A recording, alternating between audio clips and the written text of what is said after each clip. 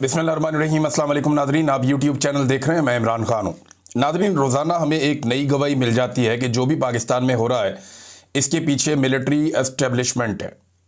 और ये जो आइनी तरमीम 26वीं हुई, ये भी मिलिट्री एस्टेब्लिशमेंट ने ज़बरदस्ती गर्दन पे घुटना रख के करवाई।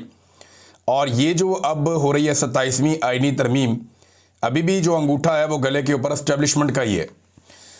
इसकी एक और मैं आपको सबूत देता हूं कि एस्टेब्लिशमेंट जब काम करती है तो फिर उसको 100% होना होता है उनके मुताबिक, यानी वो उन्होंने कर लेना होता है। चाहे पाकिस्तान का उसे जितना मर्जी नुकसान हो जाए, चाहे अवाम का जितना मर्जी नुकसान हो जाए, लेकिन उन्होंने कर देना होता है अपने ज़ाती मफाद के अंदर।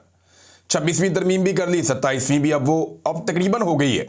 मैं उसकी वजह आपको बताता हूँ कि पहले से ही उसके ऊपर अमल दरामद शुरू हो गया है। अब ये एक ब्रेकिंग न्यूज़ है जो साकिब बशीर साहब ने दी है, कुछ और सहाफ़ी हैं उन्होंने भी दी है, और ये सब लोग जो है वो कोर्ट रिपोर्टिंग करते हैं, अदालतों में जाके कवरेज करते हैं। तो इन्होंने बताया जी कि ज़राए के मुताबिक मुमकिना 27वीं तरमीम के नतीजे में तश्कील होने वाली वफाकी आइनी अदालत, ये एक नई अदालत बनाने जा रहे हैं ना, जिसमें कोई 9 जजेस कहते हैं होंगे, और उसका चीफ जस्टिस भी 70 साल की उम्र के बाद रिटायर होगा। यानी जस्टिस अमीनुद्दीन साहब जो हैं वो उनके लिए लंबे रास्ते इन्होंने खोल दिए हैं, क्योंकि उन्होंने काम ही बड़ा कमाल करके दिया है। तो अब इसके अंदर ये बता रहे हैं जनाब के वफाकी आइनी अदालत की जगह का इंतखाब के काम शुरू हो गया है। आइनी अदालत शरीयत कोर्ट की जगह बनेगी, जबकि शरीयत कोर्ट इस्लामाबाद हाई कोर्ट के तीसरे फ्लोर पर मुंतकिल करने का इम्कान है। इस्लामाबाद हाई कोर्ट का तीसरा फ्लोर खाली कराने का काम जारी है। अब ये खबर जो है पाकिस्तान के डिफरेंट चैनल्स के ऊपर भी चल गई, तो आप अंदाज़ा करें कि अभी तरमीम हुई नहीं, यानी पहले पिंड वसिया नहीं तो चक्के पहले पै गए।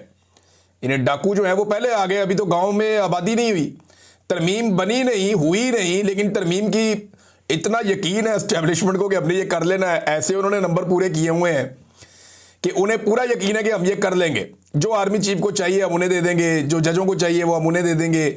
और ये जो निज़ाम लूला लंगड़ा हमने बनाया 17 सीटों के ऊपर अवाम के मैंडेट के खिलाफ, इसको घसीटने के लिए हम पूरे इकदाम कर लेंगे। अब जनाब इसके ऊपर पहले से ही अमल दरामद शुरू हो गया, और इसमें एक बड़ा इंटरेस्टिंग ट्वीट है जबरान इलियास साहब का, और उन्होंने बड़ा ज़बरदस्त इसको पोर्ट्रे किया। पाकिस्तान तहरीक इंसाफ का सोशल मीडिया चलाते हैं वो ये कहते हैं कि इमरान खान ने पूरे सिस्टम और आसिम मुनीर को इतनी बुरी तरह हराया कि हर वक्त वो खेल के रूल्स चेंज करने में लगे होते हैं। यानी इमरान खान ने इनकी माती मार दी है, इमरान खान ने इनका इतना बेड़ा गर्क कर दिया कि अब ये खेल के रूल्स तब्दील कर रहे हैं बार बार, कभी ज़ोर ज़बरदस्ती से और कभी आइनी तरमीम से। इन सबको ये नहीं पता कि कुछ उसूल कुदरत के भी होते हैं, और इनके मुताबिक इमरान खान इन सबको मात दे चुका है अवाम की मदद से। अब वो लोग आगे जो कुछ भी करें, पहले अपनी मायूसी, महरूमी और नाकामी लोगों को दिखाएंगे, और फिर ताकत दिखाने के बावजूद और ज़्यादा रुसवा होंगे, क्योंकि इससे कुछ हासिल नहीं होगा, उल्टा पाकिस्तान को नुकसान पहुंचेगा और लोग और शिद्दत से इनके खिलाफ हो जाएंगे। ये साइकिल 3 साल से चलाकर अपना दिवालिया निकाल लिया है इन्होंने। ये जो काम करते हैं, कल मैंने आपको बताया ना, चंद काम आपको बताए थे मैंने, 1-2 दर्जन काम बताए थे जो इन्होंने किए, कि बस ये आखिरी काम अगर हमने कर लिया ना, बस फिर सारा कुछ कंट्रोल में आ जाएगा। इमरान खान को किसी तरह जेल में डाल देना, सब ठीक हो जाएगा। ये जनाब इमरान रियाज को अगवा कर लेते हैं, गायब करके बंद कर देते हैं, सब ठीक हो जाएगा। ये जनाब अरशद शरीफ को कत्ल कर देते हैं, अरशद शरीफ पाकिस्तान से निकल गया, उसकी जिंदगी जीरन कर दी, वो कत्ल हो गया, अब सब ठीक हो जाएगा। पाकिस्तान का मीडिया कंट्रोल कर देते हैं, पीका ऑर्डिनेंस लाके ना इनका गला दबा देते हैं। जनाब हम ये काम करते हैं, ये चोरों डाकुओं को इकट्ठा करके सबको बैठा देते हैं, इक़्तिदार दे देते हैं, हम ये कर देते हैं, वो कर देते हैं, सारे गलत। डोनाल्ड ट्रंप के जाके पाँव पकड़ लेते हैं, उसकी तारीफों में ज़मीन आसमान के किलाबे मिला देते हैं, बूट पॉलिश करते हैं कमाल किस्म की ज़बान से। ये सारा कुछ करने के बाद भी इनको पता चलता है कि अब इन्हें कुछ और करना पड़ेगा। वो एक दरिया क्रॉस करते हैं तो अगला दरिया सामने आ जाता है, और वो पहले से ज़्यादा कठिन होता है। कर लो 27वीं आइनी तरमीम पास, लग पता जाएगा आपको इसके बाद जो चैलेंजेस आपके सामने आएंगे, आपको अंदाजा भी नहीं है, क्योंकि बदनीयती के अंदर से कभी भी बेहतरी नहीं निकल सकती। ये बदनीयत है, अपनी अपनी नौकरी, अपनी अपनी हुकूमत और अपनी अपनी कुर्सी के चक्कर में, और इनको हमेशा ये याद रखना पड़ेगा जो अभी जबरान साहब ने कहा कि कुदरत का भी एक कानून होता है और उसका भी एक इंसाफ होता है, और वो इनको नजर आता है वक्त के साथ साथ। तो ये वक्त इस्लाह का है, उन्होंने ये भी कहा, लेकिन ये इस्लाह की किसको पड़ी है? अभी तो सारे के सारे लोग जो पाकिस्तान में हैं, इक़्तिदार में ख़ास तौर पे, उन्हें तो कुछ दिखाई ही नहीं दे रहा। आर्मी चीफ की एक्सटेंशन पे सोशल मीडिया में सख्त रद्द-ए-अमल आ रहा है, ये बड़ा सख्त रद्द-ए-अमल है यानी इससे पहले हमने पाकिस्तानियों को कभी ऐसे नहीं देखा था किसी भी एक्सटेंशन में। जनरल बाजवा की एक्सटेंशन भी पाकिस्तानी नहीं चाहते थे, लेकिन आसिम मुनीर की एक्सटेंशन तो पाकिस्तानी बिल्कुल ही नहीं चाहते। पहले दिन से ही यहाँ पे ट्रेंड चल रहा है सोशल मीडिया पे कि एक्सटेंशन नामंजूर। फिर इमरान खान साहब ने ज़हनी मरीज करार दे दिया। अब ज़हनी मरीज कहने के बाद इमरान खान साहब ने एक नेक्स्ट लेवल पे इस लड़ाई को पहुंचा दिया है। और उसके बाद जो बातें आकर बताई सुहेल अफरीदी ने, और अभी सुहेल अफरीदी ने जो बातें बताई हैं ना, ये कुछ भी नहीं है। मैं आपको सच बता रहा हूं, ये मस्जिद में कुत्ते बांधने वाली बात कुछ भी नहीं है। जो ऑपरेशन ज़दा इलाकों में वहां के लोगों के साथ हुआ है और जो वाकयात हैं वो अगर वहां के लोग सुना दें ना, तो पाकिस्तानियों के पंजाब में बैठे हुए और सिंध में बैठे हुए कानों से धुएं निकल आएंगे। हत्ता के पेशावर के लोग नहीं जानते कि ऑपरेशन ज़दा इलाकों में क्या कुछ हुआ और किस तरीके से हुआ। ये बातें अब सुहेल अफरीदी ने बताना सिर्फ शुरू की हैं और ये नुक्ता आगाज है। मेरे ख्याल में जितनी जल्दी हो इस मामले को समेट लें और अवाम का मैंडेट तस्लीम करें, उससे माफ़ी मांगें कि हमने तेरे साथ ज्यादती की, भाई आप अपना काम करें, हमें हमारा काम करने दें। तो अब रद्देमल पब्लिक का बहुत सख्त आ रहा है और ये आने वाले दिनों में बढ़ता चला जाएगा। शहजाद अकबर साहब ने एक खबर दी है और शहजाद अकबर साहब की जो खबर है वो ये कहती है कि नई तरमीम के तहत फील्ड मार्शल तमाम अफवाज बरी, नेवी, एयरफोर्स के सरबराह होंगे। अच्छा, इसमें मैं एक चीज़ और बताऊं कि अशतर औसाफ साहब ने जो तजवीज़ दी थी उसमें यह कहा था कि तमाम फोर्सेस के, अब ये फोर्सेस क्या सिविलियन फोर्सेस के भी सरबराह होंगे, ये सवाल तब से अब तक मेरे जहन में है, लेकिन फ़िलहाल ये कि तमाम अफवाज के सरबराह होंगे। इनका ये ओहदा आईनी होगा, यानी वो पहले की तरह सरकारी मुलाजिम नहीं होंगे। सरकारी मुलाजिम नहीं होगा आर्मी चीफ, आईनी ओहदा बन जाएगा, जैसे सदर का होता है, वज़ीर आज़म का होता है। वज़ीर आज़म और चीफ जस्टिस इनके कंट्रोल में होगा। ये ओहदा 5 साल का होगा। यूं आसिम मुनीर ओहदे की मियाद 2025 से शुरू होगी और इस ओहदे में एक्सटेंशन की ऑप्शन भी मौजूद होगी, यानी वो चाहे तो 2030 में एक्सटेंशन लेके 2035 तक रह सकता है इस ओहदे के ऊपर। तो जनाब ये इस तरह से शहजाद अकबर साहब ने इसकी एक मंजरकुशी की है। नाज़रीन, एक बड़ी इंटरेस्टिंग बात मैं आपको बताता हूं कि अभी तक किसी के पास भी 27वीं आईनी तरमीम का कोई मुसव्वदा नहीं है। अंदाज़ा कीजिए आप, ये जो 27वीं आईनी तरमीम है ना, इसका कोई भी मुसव्वदा अभी तक किसी के पास भी नहीं है। हुकूमत के लोगों से पूछो तो वो कहते हैं जी हमने तो बातें सुनी हैं। सिर्फ वज़रा से आप बात करें, अगर आपका किसी से ताल्लुक़ है तो वो कहते हैं जी नहीं। आप अपोजिशन से पूछें, फजलुर रहमान से पूछें, फजलुर रहमान साहब तो अभी हुकूमत को कह रहे हैं जी मेरा बहुत बड़ा मुतालबा है। मुतालबा ये है कि जो आईनी तरमीम है जो आप पास करवाना चाहते हैं उसका मुसव्वदा मेरे सामने ले आएँ, ला के ज़रा मुझे पढ़ा दें और असली मुसव्वदा हमें दे दें। अंदाज़ा करें, पाकिस्तान के अंदर एक आईनी तरमीम हो रही है और किसी को नहीं पता कि इसका एक्चुअल मुसव्वदा क्या है और इसके अंदर क्या लिखा है और वो कौन सी चीज़ है आइन में जिसमें इस वक्त की मिलिट्री एस्टेब्लिशमेंट मौजूदा कठपुतली हुकूमत से तरमीम करवाना चाहती है। इसके बारे में कोई खबर बाहर नहीं आ रही, किसी को नहीं पता कि इस मुसव्वदे के अंदर है क्या या ये करवाना क्या चाह रहे हैं, किसी को कुछ पता नहीं है।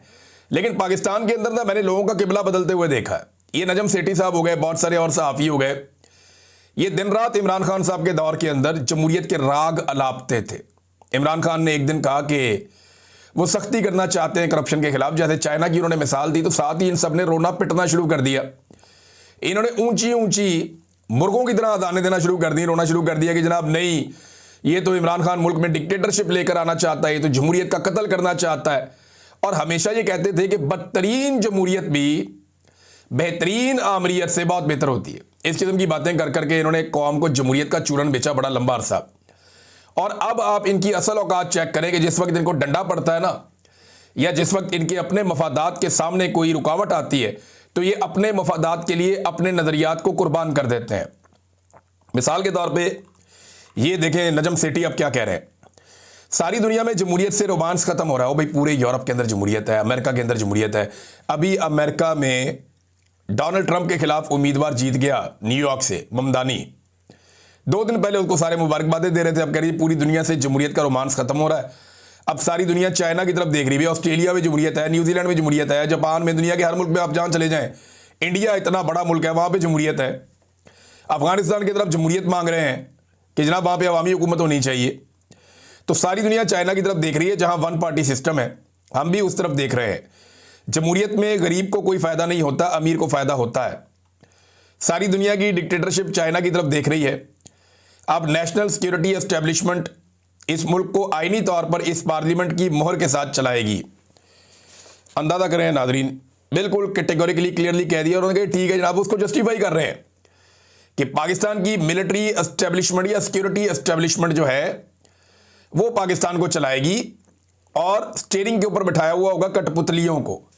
ये कठपुतली जो आजकल बैठे हुए हैं जिनके जरिए से आईनी तरमीम करवाई जा रही है। जब इमरान खान कोई सख्ती की बात करता था तो कहते थे डिक्टेटरशिप ले आया पाकिस्तान में, लेकिन अब आप हर दौर में ना नाजरीन, हर डिक्टेटर को या हर फौजी ऑफिसर को या आर्मी चीफ को हर दौर में बड़े ज़बरदस्त नमूने मुयस्सर रहे हैं। हर दौर में बड़े ज़बरदस्त उनको तारीफ़ें करने के लिए खुशामदी जो है वो मुयस्सर रहे हैं। मिसाल के तौर पे ये मौलाना अब्दुल रहमान अशरफी, बड़ा नाम है इनका, बहुत सारे इनके स्टूडेंट्स हैं, लेकिन इनसे मंसूब एक डॉक्यूमेंट जो है वो सोशल मीडिया पे गर्दिश कर रहा है। ये जामिया अशरफिया लाहौर के थे, मौलाना अब्दुल रहमान अशरफी, जैसे आजकल वो है ना मौलाना ताहिर अशरफी, इसी तरह मौलाना अब्दुल रहमान अशरफी, क्योंकि जामिया अशरफिया से इनका ताल्लुक था। तो उन्होंने लिखा था एक पेज, उसके ऊपर जो उसका मेन वर्क था उस पर लिखा हुआ था, साथ ज़िया-उल-हक की तस्वीर बनी हुई थी और ज़िया-उल-हक की तस्वीर में से चारों तरफ किरणें निकल रही थी, नूर की किरणें निकल रही थी। उस दौर में जितनी निकाली जा सकती थी उस तरह उन्होंने उस टेक्नोलॉजी के तहत निकाली, नूर की किरणें, जनरल ज़िया-उल-हक का बीच में फ़ोटो, बड़ा खूबसूरत, बड़ा वजी, और उसके ऊपर जनाब जो तहरीर लिखी हुई थी मौलाना अब्दुल रहमान अशरफी साहब से मंसूब, वो ये थी, जनरल साहब को सरकार दो आलम सल्लल्लाहु अलैहि वसल्लम की तरफ से कई सलाम पहुँचे, कई पैगाम आए। यानी इन्होंने दीन का मंजर मौलवियों ने हर दौर में डिक्टेटरों के सामने बेचा है। इन्होंने हर दौर में दीनी मामलात को, तसव्वुफ को और दीनी इस्लाहात को डिक्टेटरों के फ़ायदों के लिए इस्तेमाल किया। आज भी कई लोग कहते हैं कि जनाब आसिम मुनीर साहब के बारे में बहुत सारी दीनी बातें करते हैं। आजकल ये काम जो है वो कर रहे हैं ज़्यादातर, क्या नाम है, अंसार अब्बासी साहब, कि जनाब बड़ी मजहबी शख्सियत है, कुरान पाक को जानते हैं, कुरान पाक की तालीमात पर अमल करते हैं, और जाके एक दफ़ा इसको चक्कर लगवाओ अंसार अब्बासी को, इनको लेकर जाओ और ले जाके दिखाओ कोटला लखपत जेल में जो औरतें बंद हैं, उनसे पूछें कि कौन से कुरान पाक पे अमल दरामद हो रहा है। इनको लेकर जाओ मारंग बलोच से और उनके जो साथी गिरफ्तार किए गए हैं गैर कानूनी तौर पर, ज़रा उनसे मुलाकात करवाएं। फिर इनको लेकर जाएं तहरीक लब्बैक के उन लोगों के घरों में जिनके बंदे या उनकी लाशें वापस ही नहीं मिल रही, तो उनको पता चले कौन से इस्लामी उसूलों पर अमल दरामद हो रहा है। तो अंसार अब्बासी साहब, आप जैसे लोग माजी में भी मुयस्सर थे फौजी अफसरान को और आजकल भी मुयस्सर हैं, तो कोई बड़ा फ़र्क नहीं आया ना आप लोगों के रवैयों में ना उनके रवैयों में। और इसकी वजह से पाकिस्तानी अवाम जो है वो हमेशा पिसती रही है। पाकिस्तानी अवाम जो है उसकी हालत ख़राब होती रही है। कबायली अवाम को जंग के अलावा हमने दिया ही कुछ नहीं। यानी जब भी कबायली अवाम के बारे में बात होती है हम उन्हें सिर्फ जंग देते हैं और कुछ नहीं देते। लेकिन अभी क्योंकि कबायली इलाकों से पहला वज़ीर आला आया खैबर पख्तूनख्वा का, सुहेल अफरीदी, उसने एक बड़ा ज़बरदस्त ऐलान किया है और ये ऐलान अब तक का सबसे बड़ा पैकेज है जो कबायली इलाकों को मिलेगा। और इसमें इमरान खान साहब के विजन के मुताबिक उन्होंने कहा जी 1000 अरब रुपए का तारीखी मंसूबा हम शुरू करने जा रहे हैं कबायली इलाकों में। वहाँ पे नए स्कूल बनेंगे, कॉलेजेस बनेंगे, टेक्निकल इंस्टीट्यूट बनेंगे, सड़कें, पुल और साफ़ पानी के मंसूबे बनेंगे, नौजवानों के लिए स्किल डेवलपमेंट और ट्रेनिंग प्रोग्राम्स होंगे, रोज़गार बढ़ेगा, पुलिस रिफॉर्म्स होंगी, जदीद तरबियत होगी और सिक्योरिटी सिस्टम आएगा भी पुलिस को। उन्होंने लेटेस्ट वेपन और गाड़ियाँ और चीज़ें इन्होंने फ्राहम की हैं खैबर पख्तूनख्वा ने। फिर जदीद अस्पताल, क्लिनिक्स और मोबाइल हेल्थ यूनिट्स वहाँ पे कह रहे हैं जी हम लेकर जाएंगे। स्पोर्ट्स कम्प्लेक्स और ग्राउंड्स तामीर किए जाएंगे ताकि खेलों को थोड़ी सी तकवीयत मिले खैबर पख्तूनख्वा में। फिर माशी इस्तेहकाम के लिए कह रहे हैं जी नए कारोबारी मराकज़ और तरक्की के नए मौके हम पैदा करेंगे। ये 1000 अरब रुपया लगाने जा रहे हैं। फिर तवानाई पे बताते हैं जी transmission line, feeders, solar system और सोलर ग्रिड, ये सारी चीज़ें वो ये कहते हैं जी हम लेकर जा रहे हैं कबायली इलाकों में ताकि कबायली अवाम की जो महरूमियाँ वो दूर हो जाए। अब उनको जंग ही देनी है सिर्फ कि उनकी मादनियात उठानी है, तो वहाँ पे जंग जारी रहे जैसे सूडान में है। सूडान में तो मामला साफ है ना, वहाँ पे जंग इसलिए है कि वहाँ से सोना निकालना है। लेकिन दुनिया में जहाँ पे भी मादनियात होती है वहाँ लड़ाई हो जाती है। तरक्की याफ्ता ममालिक के अलावा पूरा अफ्रीका आप उठाकर देख लें, कॉन्गो से सोना निकालता था फ्रांस, और भी कई मुल्कों के लोग आते थे वहाँ से सोना निकालते थे, और ये बड़ा लंबा अरसा कई दहाइयों तक वहाँ से सोना निकालते रहे, ड्रिजेस लगा के बहुत बहुत बड़ी मिकदार में सोना वहाँ से लेकर गए। पूरा यूरोप अमीर हो गया, इतना सोना लेकर गए वहाँ से कॉन्गो से। तो कॉन्गो में हमेशा एक ग्रुप दूसरे ग्रुप से लड़ता ही रहा है। जो सोने की गाड़ियां थी या ट्रक था जो उन्हें लेकर जाते थे, उनके रास्ते में कभी रुकावट नहीं आती थी। एक दूसरे को वो मारते थे जानवरों की तरह, उनको हथियार भी फराहम किए जाते थे। तो इसी तरह हर उस इलाके में जहां पे मादनियात होती हैं, बदअमनी पैदा की जाती है। जैसे बाई डिज़ाइन खैबर पख्तूनख्वा के कबायली इलाकों में बदअमनी पैदा की गई, लेकिन ये अच्छा कदम है जो उठाया जा रहा है।